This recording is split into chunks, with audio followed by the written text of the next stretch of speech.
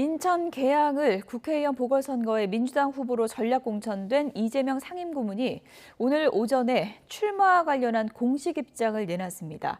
지방선거의 어려움 타개는 자신의 책임이라면서 반드시 이번 선거에서 이기겠다고 강조했습니다. 취재기자 연결합니다. 김승화 기자. 네, 국회입니다. 네, 대선 패배 뒤 2달 만에 복귀인데요. SNS에 입장을 밝힌 거죠?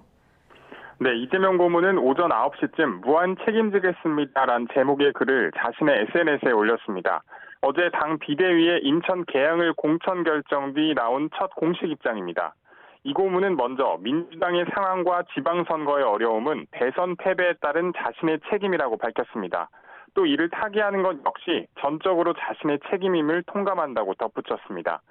그러면서 국민의 집단지성을 믿고 민심의 바다에 자신을 던지겠다고 강조했습니다. 또 힘겨운 선거에 나선 민주당 후보들과 함께 혼신의 힘을 다해서 이기겠다고 말했습니다.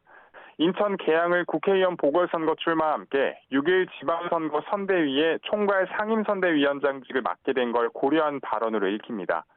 앞서 안철수 인수위원장도 새 정부 출범 뒤 개혁 동력을 위해 이번 선거에서 이기는 게 중요하다면서 수도권 승리를 위해 몸을 던지겠다며 분당갑 출마를 선언했습니다. 이런 가운데 오늘 국민의힘 공천관리위원회는 비공개 회의가 예정돼 있는데 이 자리에서 안 위원장과 관련해 논의가 이뤄질지도 관심입니다. 앞서 이준석 대표는 꽃가마를 태울 생각이 없다고 밝혔는데 이미 출마를 선언한 박민식 전 의원과 경선을 치를 여지도 남아 있습니다.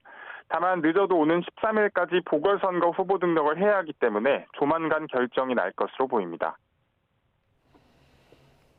국회 상황도 좀 알아볼까요? 이번 주에 검수완박 법안이 국회 본회의를 통과했는데요. 민주당이 지금 후속 조치에 속도를 내고 있다고요? 네, 민주당은 이른바 검수완박 완성을 위해 필요한 한국형 FBI 중대범죄수사청 설립 방안 논의를 위한 사개특위 명단을 어제 국회 의사과에 냈습니다. 국회 본회의에서 사개특위 결의안을 낸 지 사흘 만입니다. 사개특위는 민주당 7명, 국민의힘 5명, 비교섭 단체 목 1명까지 13명으로 구성되고 위원장은 4선인 정성호 의원이 맡을 예정입니다. 하지만 국민의힘은 위원 명단 제출은 물론 사개특위 구성 자체에 협조하지 않겠다는 방침이라서 여야 간 진통은 계속될 전망입니다. 이와 함께 새 정부 국무위원 19명 가운데 인사청문 경과보고서가 채택된 후보자는 추경호 경제부총리 겸 기획재정부 장관 등 4명에 그친 것으로 집계됐습니다. 한덕수 국무총리 후보자에 대해서 더불어민주당은 부적격 결론을 내린 상황이지만 윤석열 당선인은 새 정부 총리는 한 후보자뿐이라며 신뢰를 재확인했습니다.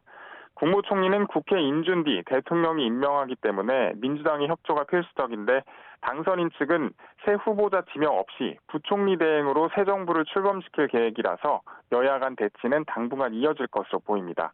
지금까지 국회에서 YTN 김승환입니다.